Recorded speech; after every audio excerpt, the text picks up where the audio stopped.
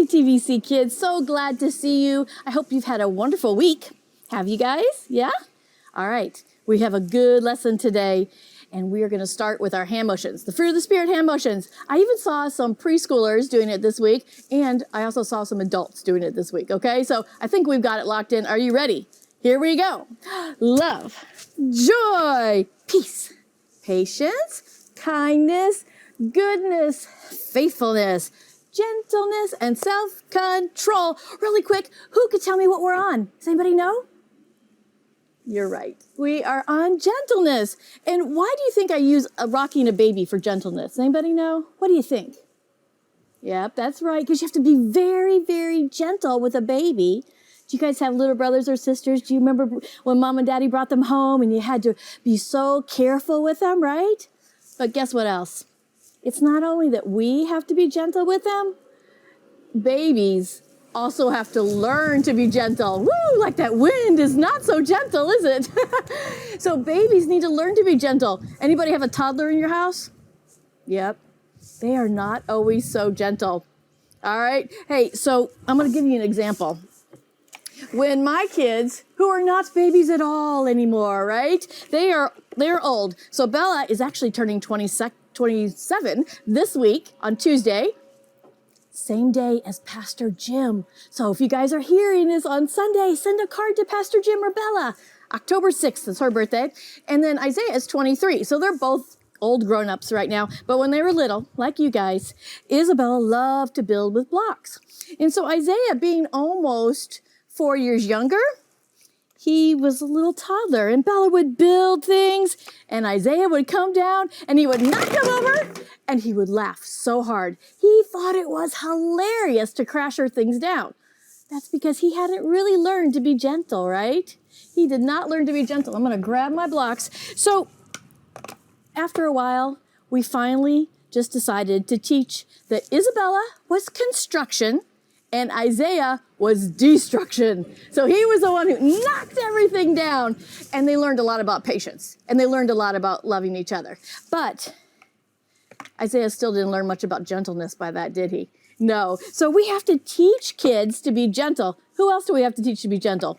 You and me, right? So to have a gentle spirit doesn't always come so naturally. Crashing things down comes pretty naturally. So we have to learn to have a gentle spirit. Why do you think that is? If we don't have a gentle spirit, we could hurt other people, right? When those blocks got knocked down, that hurt Bella's feelings, right? But it also could hurt people by things crashing, right? So we want to be gentle. So I was writing my lesson the other day, and I was sitting there, and on the TV, I have like the YouTube, and it's going with just waves and rocks, and the water came through, and it was just so gentle on the rocks, and oh, it's so soothing, right? But I started thinking about the ocean. Have you ever gone to the ocean where it's huge waves and it's crashing? And it can be very dangerous, right? So water and ocean can be very gentle and trickling on the edge, but it can also be huge and knock things down. So that's what we're going to use for our example for being gentle and not being gentle. All right. So I asked Mr. Chris, and I was like, Mr. Chris, give me a helpful idea. And this is what he gave me. So you guys know I like my flowers, right? So here's one of my sweet little geraniums. And I thought, he goes out every morning and waters my flowers for me because he loves me. It's the greatest gift of love. And so I thought, well, sometimes he has to be really gentle and use a mist. So when he's using the mist, it's so refreshing. It's so refreshing. Have you ever been misted on a hot summer day? Oh, it's so nice, so nice. But sometimes we need a little more water. And let me see, we switch it to the shower. And when it's showering, it kind of bends over and it pushes it around, but it's still, it just has to use a little extra strength to stand tall, right? But when we're not being gentle, just like those giant waves can knock you over, what happens when you put it on the jet? It knocked it right away. It knocked it over. So that's what happens with us too. If we're not gentle with people, if we don't have a gentle spirit towards people, guess what could happen? We can knock them right over. We want to be kind and gentle with our friends and our family member. All right, let's get your binders and let's see. I'm going to get my very wet Fruit of the Spirit journal. Okay. Fortunately, I know who wrote this and I could get another one. All right. Turn to page 30. It's the blue pages and it talks about gentleness. All right. And at the very beginning, there's a verse, another verse from Philippians. Boy, I really liked Philippians when I was writing this, didn't I? Philippians 4:5. Let your gentleness be evident to all. The Lord is near. All right. And on the first line, it just says, am I gentle? Think about yourself. Are you gentle with people? I'll tell you, even as a grown-up, I have to work because it's not natural. Just like it wasn't natural for Isaiah as a toddler to help build, it was more natural to knock the blocks down, right? We have to learn. We have to fill ourselves with the Spirit, the fruit of the Spirit, and learn to be gentle. And so on here, it just says, give your honest answers. Pray about your friends and family, and then write down one of their names. And so maybe it's your sister or your brother. Am I gentle with my sister and brother? And so take 3 or 4 different names of people you know and think about how you are gentle with them. Are your words gentle? Are your actions gentle? Or are you knocking them over like that jet knocked that flower over? All right? And it doesn't have to be physical. A lot of times it's not physical. A lot of times it's with our words. The men just did a men's retreat and they studied the book of James, and it talks about the tongue a lot, right? Our words are the things that can be very harsh instead of gentle with people. All right, so on here it says, look at yourself in a mirror. And when you look at yourself in a mirror, even if it's a little wet, what do you see? Do you see yourself as a gentle spirit? Look, and then look at how that affects other people, okay? So that's what we're going to work on this week, looking at ourselves, seeing, are we being gentle? If not, how can we change that? What can we do? All right. So that's your first part of your lesson. Let's talk about the next part. If you turn 2 pages, 1, 2, and it says gentleness in words. And I love this verse. And it's a proverb. Again, I love Proverbs. All right. And it says, it's Proverbs 15:1. A gentle answer turns away wrath, but harsh words stir up anger. All right. So what does that mean? A gentle answer. When someone asks you something, even if you don't agree with them, can you answer it in a gentle way? Or you just come at them with harsh words? All right. A gentle answer will turn away wrath, will turn away problems, will turn away anger. Okay. Don't answer with a harsh word. Answer with a gentle heart, a gentle spirit, and a gentle word.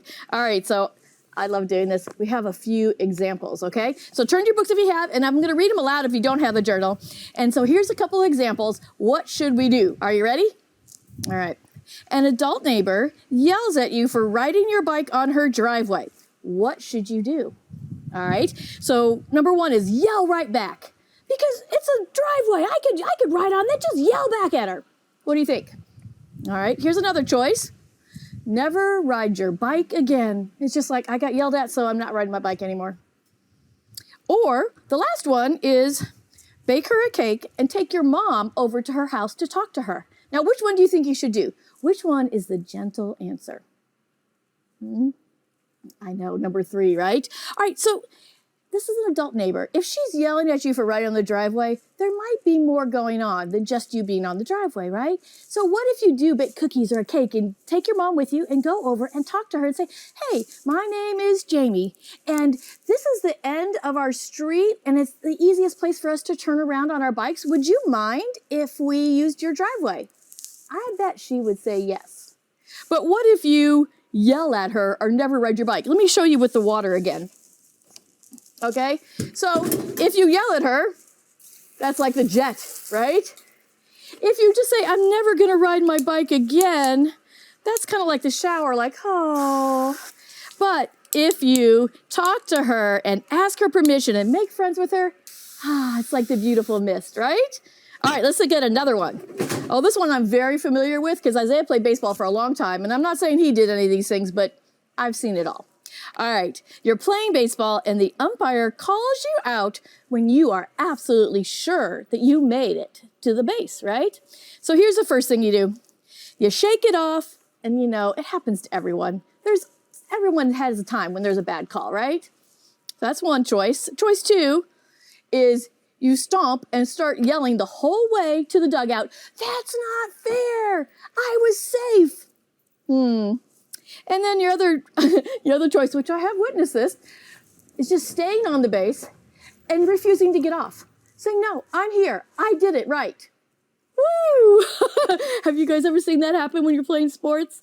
All right. Well, so what do you think is the most gentle answer? You're right. Shake it off. Know what happens to everyone. That's part of playing a game, right? Sometimes you win, sometimes you don't. Sometimes people see things differently, but you respect the umpire and you just shake it off and move on, all right? Stomping back to your dugout, that just means you're getting your whole team riled up and angry. And is that going to turn out good? No. All right. All right, one more example. Your teacher gives you a bad grade on a project. You've worked on it so hard and you got a bad grade. Let's see what the gentle way to handle it is, or the not so gentle. Here's what you could do. You could pout and you can complain to your friends all day long. I worked so hard on that project and she still gave me a bad grade. Can you believe it? That teacher, what is she thinking? That's choice one. Choice two is you go to your teacher and you ask, how can I do this better next time? And choice three is you march into your teacher and you demand a better grade. All right, you guys know, you learned it by now. You go to your teacher, you say, how can I do better, right? That's the way to have a gentle answer. So I hope you guys can look at these examples, come up with some ideas with your family, and find a gentle way to have a gentle answer. I love you guys. I hope you have a great week. Happy Sunday. I'll see you soon.